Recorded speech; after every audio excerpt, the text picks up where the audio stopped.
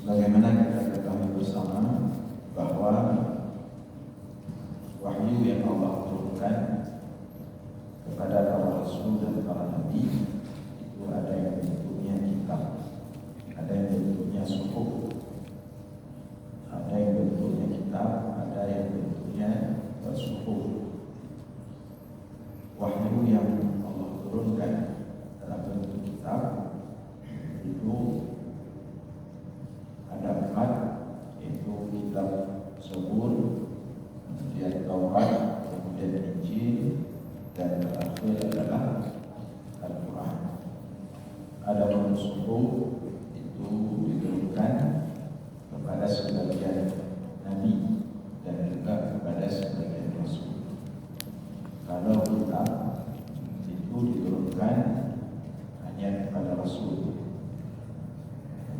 Taurat, Zabur, Injil, Al-Quran, empat-empatnya diturunkan kepada para rasul. Tapi kalau suhuf itu ada yang diturunkan kepada rasul, seperti kepada Nabi Musa dan kepada Nabi Ibrahim. Tapi ada juga yang diturunkan kepada Nabi bukan rasul, seperti yang diturunkan kepada Nabi Syis. Nabi Syis itu salah seorang nabi yang mendapatkan suhuf, tetapi dia bukan rasul. Baik kitab atau suhuf ini baik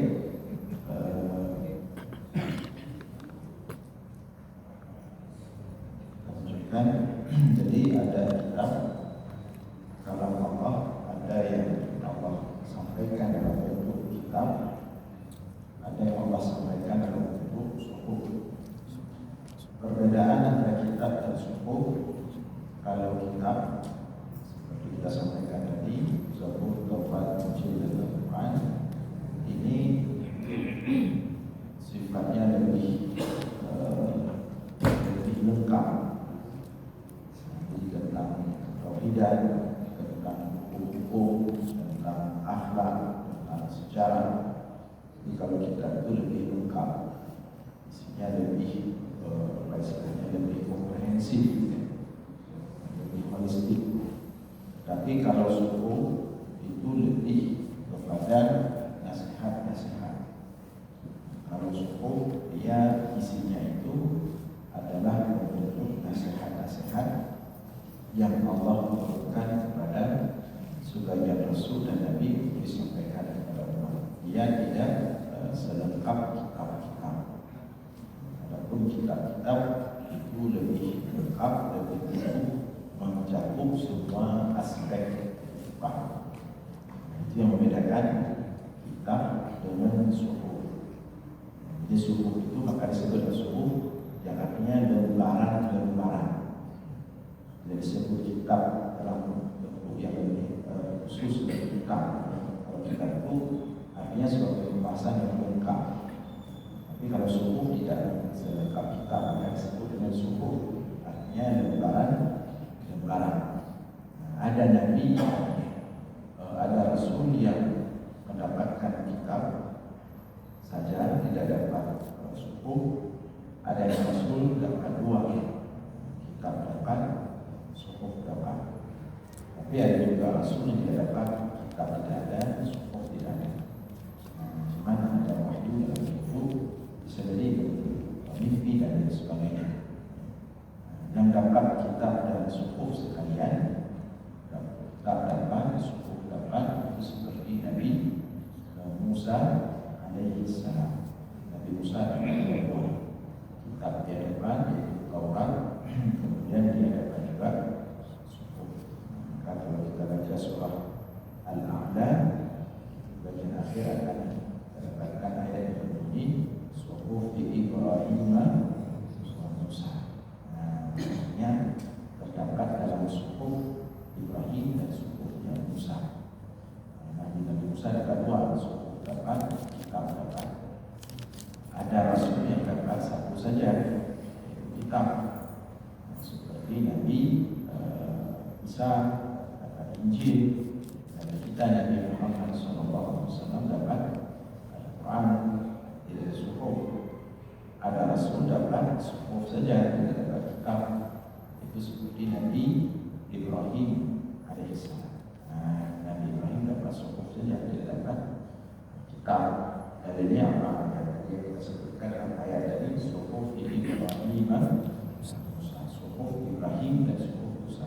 Ini di sini Nabi Ibrahim dapat suhuf, tapi Nabi tidak ada kitab.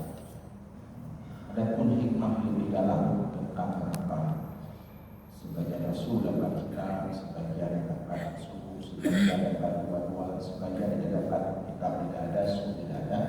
Hikmah lebih dalam itu Allah yang tahu. Kita tidak tahu dengan pasti. Namanya sejarah mencatat demikian, yang dapat dua-dua, ada yang dapat satu, ada yang dua-dua dan tidak dapat. Itu sekilas tentang kitab-kitab dan suhuf-suhuf. Nah, berikutnya terkhusus dengan Al-Quran, kita di sini membahas terutama nanti iman kita wajib juga kepada kitab suci yang lain dan suhuf-suhuf. Wal imanu bil Qur'ani yatasya'abu syu'aban. Dan iman kepada Al-Quran itu terdiri daripada beberapa cabang atau beberapa bentuk. Fa'ulaha bi'annahu kalamullah tabaraka wa ta'ala wa laysa min wad'i Muhammadin sallallahu alaihi wasallam wa la min wad'i Jibril alaihi salam. Yang pertama dalam hal iman kita kepada Al-Quran adalah bi'annahu, kita wajib mengimani bahwa sesungguhnya Al-Quran kalamullah tabaraka wa ta'ala adalah kalam Allah tabaraka wa ta'ala wa laysa min wad'i Muhammadin sallallahu alaihi wasallam, bukan perkataan atau yang dibuat oleh Nabi Muhammad sallallahu alaihi wasallam, wa la min wad'i Jibril alaihi salam, demikian juga bukan daripada perkataan yang dibuat oleh malaikat Jibril alaihi salam. Itu yang pertama. Jadi iman kita kepada Al-Quran yang pertama, kita wajib mengimani bahwa sesungguhnya Al-Quran itu kalamullah, ia adalah kalam Allah, bukan kalam Muhammad yang dibuat oleh Muhammad, bukan juga kalam Jibril. Tugas Jibril hanya menurunkannya kepada Nabi Muhammad, dan tugas Nabi Muhammad hanya menyampaikannya kepada seluruh umatnya atau umat manusia. Itu yang pertama. Jadi artinya mafhum mukhalafahnya, kalau ada yang ragu, kalau ada yang ragu atau tidak yakin itu Al-Quran dari Allah, dia ragu apakah itu dari Muhammad, dibuat oleh Muhammad, atau dari Jibril, atau dengan bahasa kalangan tertentu, dengan bahasa budaya dan lain sebagainya, maka dia telah rusak iman. Rusak iman kepada Al-Quran itu tidak main-main, artinya ancam keluar dari Islam atau jatuh dalam kekafiran. Jadi hendaklah kita berhati-hati di sini. Jadi kita harus betul-betul bahwa Al-Quran itu kalam Allah, selesai. Ya, jadi dengan istilah-istilah produk budaya, produk ini, produk itu dan lain sebagainya, dimodif itu wahyu. Nazala nazil rabbil alamin, nazala bihi ruhul amin ala qalbika litakuna minal munzirin. Nazil rabbil alamin, dia turun dari Allah Rabbil alamin, Tuhan pemilik seluruh alam. Nazala bihi ruhul diturunkan oleh malaikat Jibril al-Amin. Kemana diturunkan? Ada malaikat diletakkan pada hatimu wahai Muhammad, litakuna minal munzirin, untuk engkau siap menjadi munzirin, memberi kabar peringatan kepada umat manusia. Nah, itu yang pertama. Al-Thaniyah, yang kedua, iman kepada Al-Quran maknanya adalah al-i'tiraf bi annahu mu'jizun nazar. Law ijtama'at al-ins wal jinn ala an ya'tu bi mithlihi lam yaqdiru alaihi. Yang kedua, makna beriman kepada Al-Quran mengakui bahwa sesungguhnya Al-Quran itu mu'jizun nazar, menentang. Mu'jiz ini melemahkan, menentang artinya menentang siapapun untuk menyusun seperti Al-Quran dan tidak mampu, tidak ada yang mampu. Artinya law ijtama'atil jinnu wal insu, law ijtama'atil insu wal jinnu ala an ya'tu bimislihi lam yaqdiru alaihi.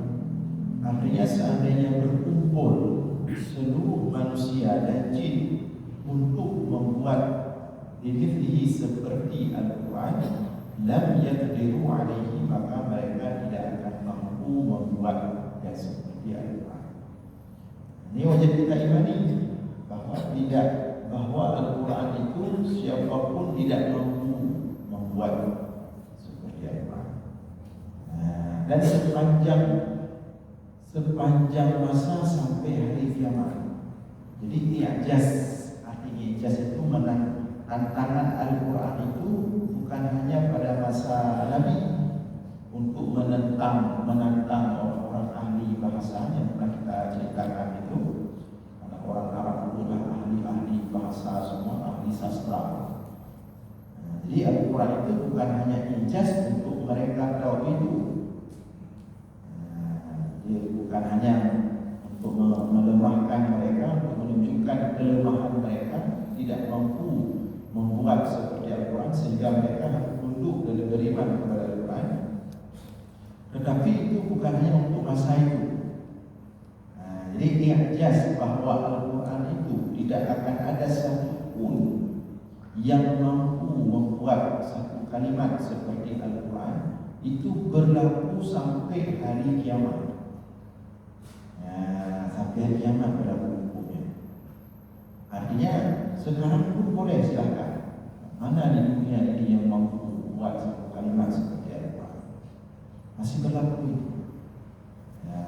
Besok 100 tahun ke depan sampai hari kiamat masih berlaku tantangan itu. Artinya kalau ada yang mampu, silakan tunjuk diri. Dan pada faktanya sampai hari ini tidak ada yang. Jadi mereka pikir tantangannya sudah berlaku ni.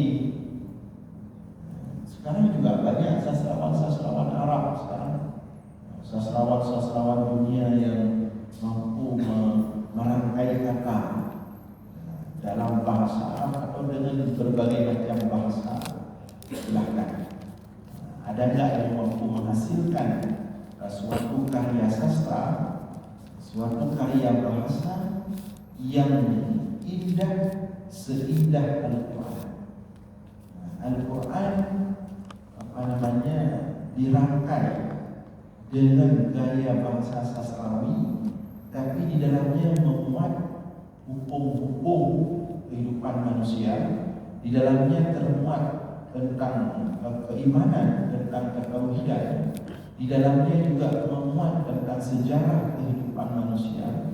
Di dalamnya juga termuat berbagai macam aspek kehidupan manusia. So, bukan sabuk karya, tapi gaya sastrawi. Atau ni dekat buku. So, menyokong bukan tentang cinta, yang ramai tentang bahasa sastra, tentang cinta, tentang merindu, tentang bahasa-bahasa ini macam bodohnya aja. Dan memang biasanya bahasa sastra waktu itu biasanya nyokang mencai, yang berarti tentang perasaan, tentang nyoci pekan undang-undang dasar dalam bentuk sastra seperti itu. Tapi berbagi sastra boleh dipaksakan seperti itu. Al-Quran yang mampu itu bahasa hukum di dalamnya ada hukum, bahkan hukum mawaris, hukum hutang piutang, yang hukum hutang piutang itu apa halaman, hukum tanah nikah, hukum tanah, hukum berbagai macam hukum, semuanya mampu dirangkai dengan bahasa sastrawi, ada dapat belajar dan ramaian, mangan dan mati, tapi tentang hukum misalnya. Ya, ada yang bisa itu. Sehebat apapun hari ini sastrawan dari dulu, ya ada kalau sastra berbicara tentang suasana alam, laga laut, laga gunung, ya memang sastra. Laga Silorino, laga itu memang seperti itu tujuan sastra. Tapi membahasakan perkara hukum dengan bahasa sastra, itulah hebatnya. Tidak ada di dunia hukum itu diucapkan dalam bentuk sastra. Biasa berbicara hukum itu ya asal, nomor, sekian, mulai kejadian, premisnya seperti ini, kemudian nanti hasilnya seperti ini, kan begitu bahasa hukum. Tapi Al-Quran tentang masalah warisan dalam surah Al-Maidah atau dalam surah An-Nisa, dan tentang warisan itu begitu dekat, warisan mampu diuraikan dengan bahasa, nilai balaghahnya sangat tinggi, nilai majasnya sangat tinggi, ya. Belum lagi ilmu kawafinya, ilmu ayat mulainya akhir pas semua pas posisi berhasil sukses sempurna. Nyadanya mengenai itu dari lihat sastrawan dunia susah akan menjadi namanya takaluf dalam ilmu sastra. Takaluf itu akan terjadi pemaksaan, lagi paksa betul. Tapi kalau Al-Quran tidak ada itu. Makanya jika lebih haflah Quran, kali dari cukup banyak-banyak, dari ayun. Ontak ikuti irama, datang dengan berbicara dengan cerdas bahwa ombak laut itu sangat indah begini, tiba-tiba datang angin. Ini dengan masalah kali itu ya. Masalah yang cukup sensitif, tapi karena rangkai dalam rangka sastra, ketika dibaca ayun dari dengan irama. Ulama kantor Indonesia macam irama kambarani yang bayati maujidu. Ada masalah lain.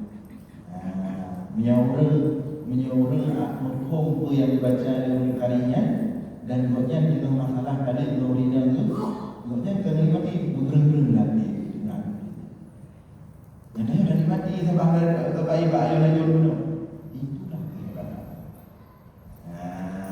Tentang hukum, tentang ketauhidan, tentang sejarah manusia, sejarah umat-umat terdahulu, sejarah Nabi Yusuf lengkap dari awal sampai akhir, semua dirangkai dengan bahasa sastrawi yang luar biasa. Mana ada kitab hukum itu sanggup kita baca kita nikmati seperti Al-Quran? Tidak ada ayat hukum, jangan terjadi ini. Tapi Al-Quran menikmati kita baca. Belum tartil, baca itu kita hukum. Kitab yang mengatur kehidupan, kitab yang mengatur. Maka dan itu masih berlaku sampai hari ini, sampai hari kiamat. Dan tidak ada yang mampu seperti itu. Cuma bedanya mungkin ada yang nilai, ada yang kemudian sastra. Tapi bagi orang sastrawan, dia punya rangkat ilmu tersendiri. Dia bisa menilai menilai suatu karya sastra itu apakah alami atau dibuat-buat. Menjadi dibuat-buat jadi nilai dunia. Nah, semua sastrawan yang ada dari masa jahiliyah sampai hari ini tidak ada satupun yang mengatakan bahwa bahasa Al-Quran itu bahasa yang terkesan dibuat-buat. Anak terkesan dibuat-buat. Dari mana sisi tidak terkesan dibuat-buat? Salah satunya Al-Quran itu bisa dibaca dengan irama apapun, dengan tartil apapun. Jadi dia udah dibaca warattilil Qur'ana tartila. Bacalah Al-Quran dengan tartil. Dan hadir tak protes dia. Gimana dia baca Al-Quran dengan tartil? Dan lain belum bukan suhana mo. Kita baca dengan tartil. Ada lain nama tapi kita baca Al-Quran dengan tartil dekat dengan dia. Gimana makna dengan tartil? Setiap makhraj itu letakkan pada tempatnya. Setiap tanda baca itu berikan haknya. Yang terbayar banyak, yang terbayar banyak, yang banyak alih enam harakat, yang banyak alih makan dua harakat. Berikan haknya masing-masing. Dan ada fu gedanya fu gathering telah menyoba baca Quran dengan tartil tetapi dia. Hanya cerita baca Quran hanya tartil dengan baca dari mana? Tetapi dia. Utur jaga utur adalah tapi syarat bacanya dengan tartil, dan makna tartil di sini setiap sifat huruf, setiap makhraj huruf itu diberikan haknya masing-masing. Tapi menyodek paksa tartil su makhraj ro sifat huruf ro banyak nampak dan begitu kita dengar. Karena salah banyak anak tu, tapi karena baca adalah seperti di Arab. Orang Arab sebenarnya kan ini agak. Yang agak suka orang Melayu, yang suka malu-malunya kan orang Melayu, orang Indonesia, yang suka malu-malunya. Orang Arab mana malu-malu? Langkara orang malu-malu. Cuman orang Arab itu bukan malu-malu maksudnya, dia tinggi. Tinggi maksudnya itu bas.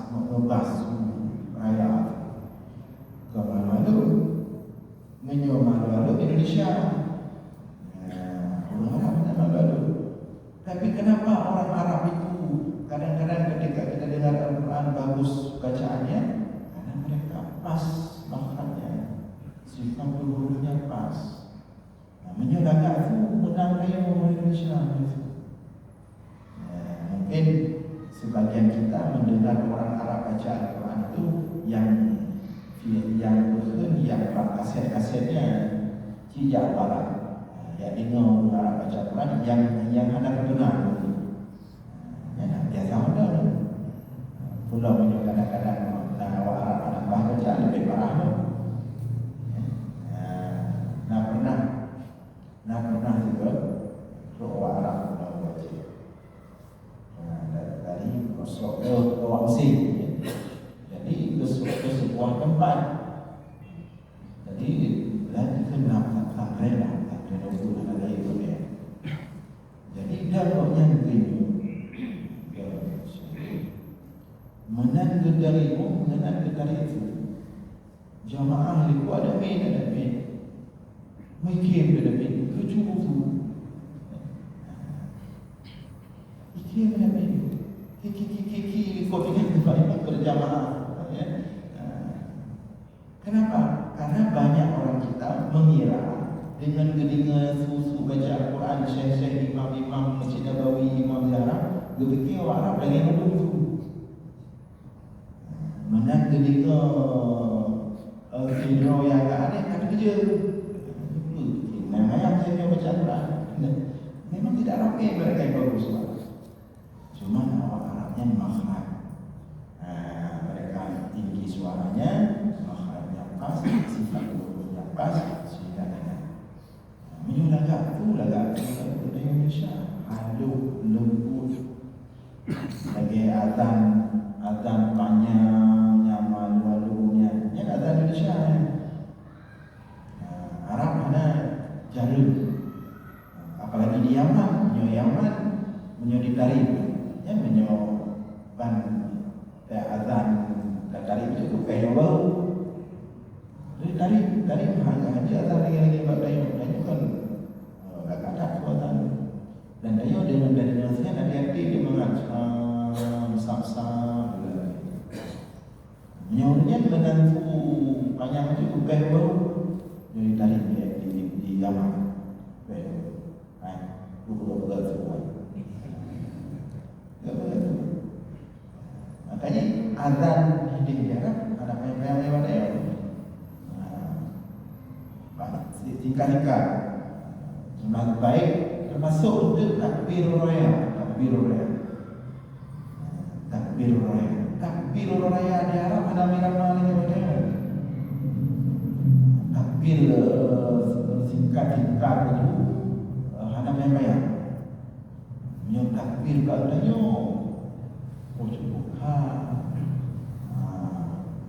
urut takbir khusus di nasab masjid wadu.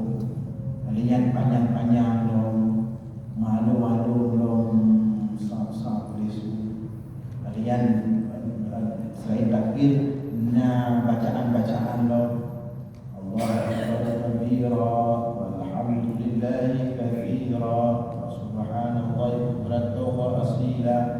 La ilaha illallah wahdah, sadaqa wahdah, wa nasara abdah, wa a'azza jundahu, wa hazama al-ahzaba wahdah. Yang lebih nak pulau walau karihal kafirun, walau karihal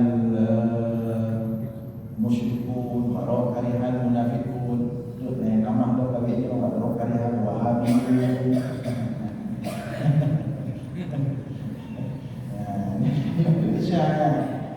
Sebenarnya kita bagi dari upah dari benar-benar ni.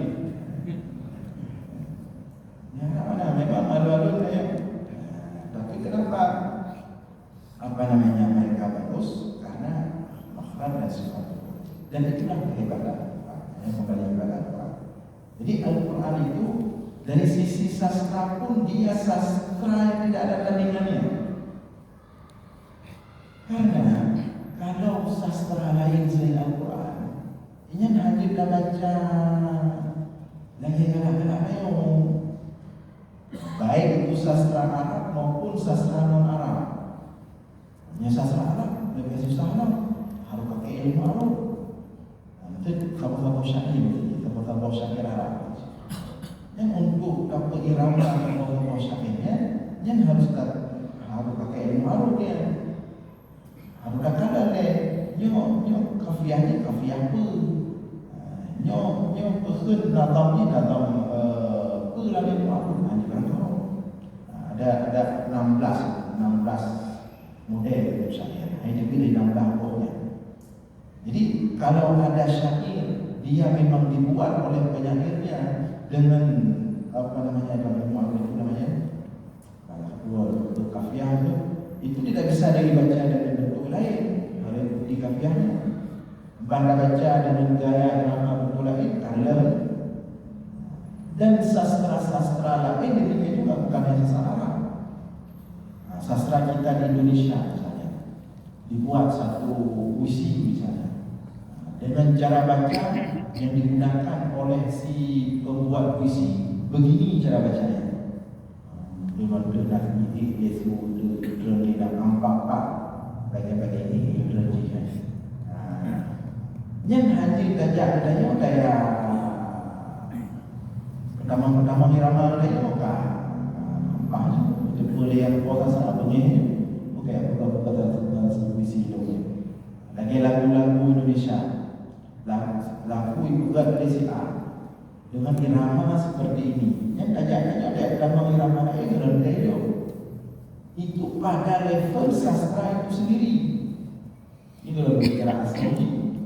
Sedangkan Al-Quran sebuah kalam yang mengandung nilai sastra yang sangat tinggi, tetapi bisa dibaca dengan irama,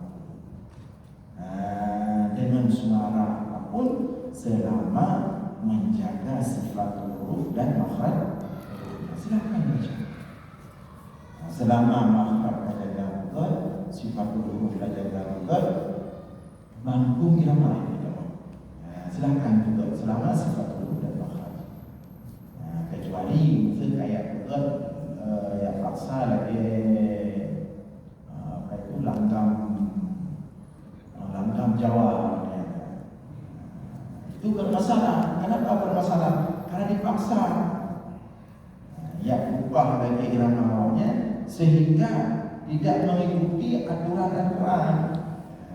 Tidak mengikuti makhrajnya, sifat hurufnya, panjang jika dipaksa itu irama akan mengikuti Quran. Sehingga jadinya tidak bagus, merusak susunan bahasa. Jadi itu dari sisi lafaz, dari sisi bahasanya, kemudian dari sisi sastranya, kemudian dari isinya. Isi Al-Quran, apa isi Al-Quran? Tentang tauhid, tentang akidah, tentang hukum fikih, tentang tasyrih, tentang akhlak, tentang sejarah kehidupan manusia, umat-umat terdahulu. Tapi semuanya terangkai dengan gaya sastra. Hebat. Yang di segi lafaznya tidak ada yang menandingi Al-Quran. Karena sudah pernah sampaikan juga, misalnya dulu Musailamah Al-Kadzdzab. Musailamah Al-Kadzdzab nabi palsu. Dan nabi palsunya Musailamah Al-Kadzdzab hidup pada masa Nabi Muhammad itu sendiri. Jadi masa Nabi Muhammad karena nabi palsu Musailamah Al-Kadzdzab. Cuma bagian Musailamah Al-Kadzdzab Yaman. Rasulullah di Mekah. Jadi Musailamah Al-Kadzdzab mencoba merangkai, coba tes kebetulan. Akhirnya dia coba meniru surah Al-Qari'ah, yang artinya Al-Qari'ah tentang kiamat, tetapi Musailamah Al-Kadzdzab di situ memasukkan tentang difdah. Difdah itu artinya kodok, canggu. Jadi bukan ayat lagi Al-Qari'ah, tapi Al-Qari'ah tentang canggu. Kan kebetulan difdah wa mabdifdah wa ma adraka mabdifdah. Yang pertama lagi Al-Qari'ah, mal-Qari'ah wa ma adraka mal-Qari'ah. Kemudian mabdifdah wa ma adraka mabdifdah. Jadi kadang dia mengikut tahun lain mengikut draw sendiri. Kadang dia tak tahu Al-Qari'ah. Al-Qari'ah tentang kiamat, Al-Qari'ah demi kiamat, wa mal-Qari'ah, tahukah engkau apa itu Al-Qari'ah? Wa ma adraka mal-Qari'ah, wa ma adraka mal-Qari'ah.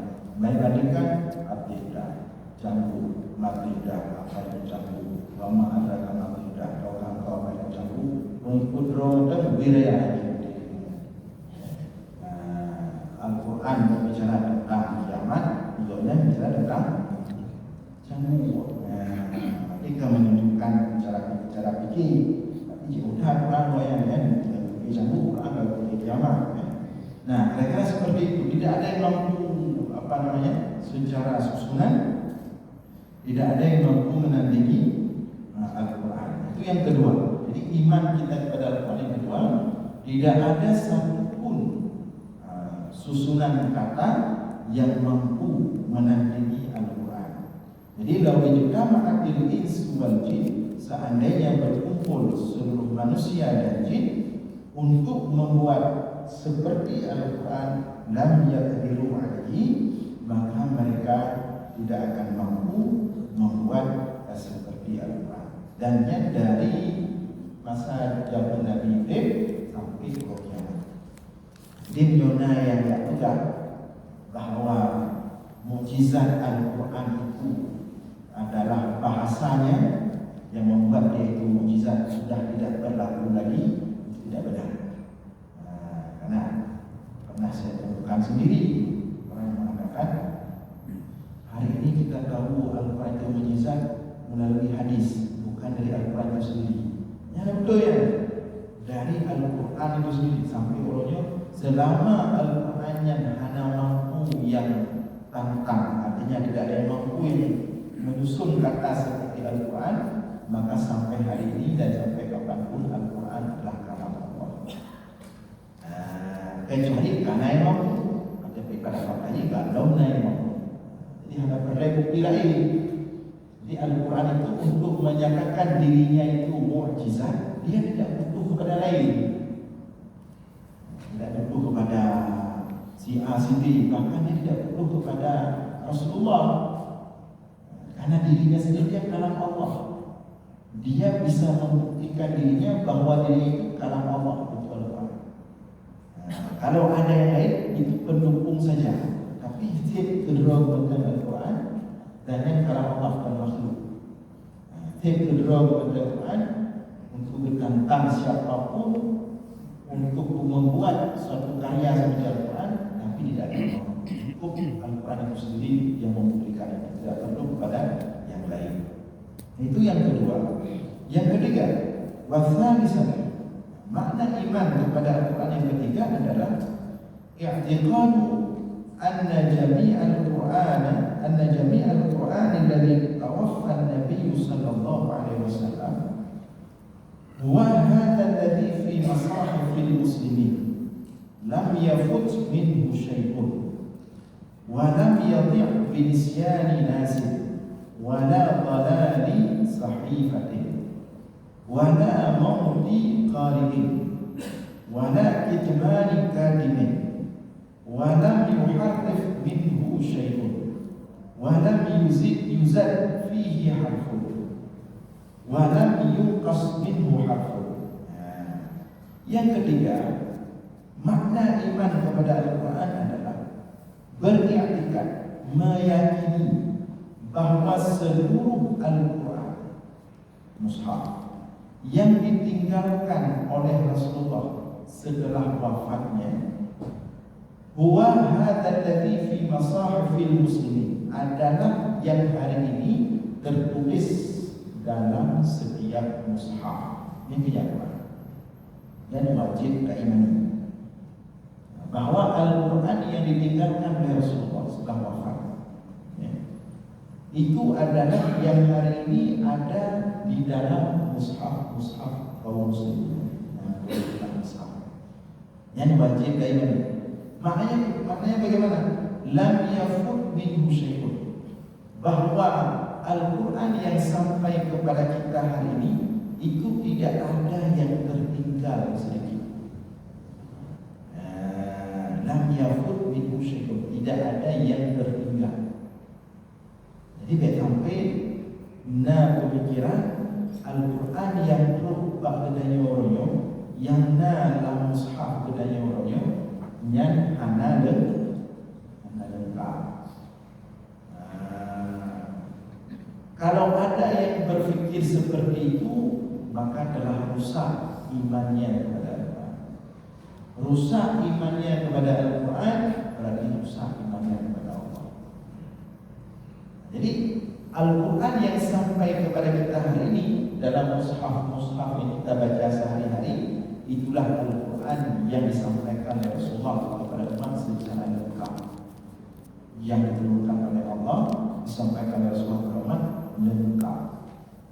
Jadi hanya yang luput ini dunia yang betul, karena informasi baru membuat Al-Quran lain lebih lengkap.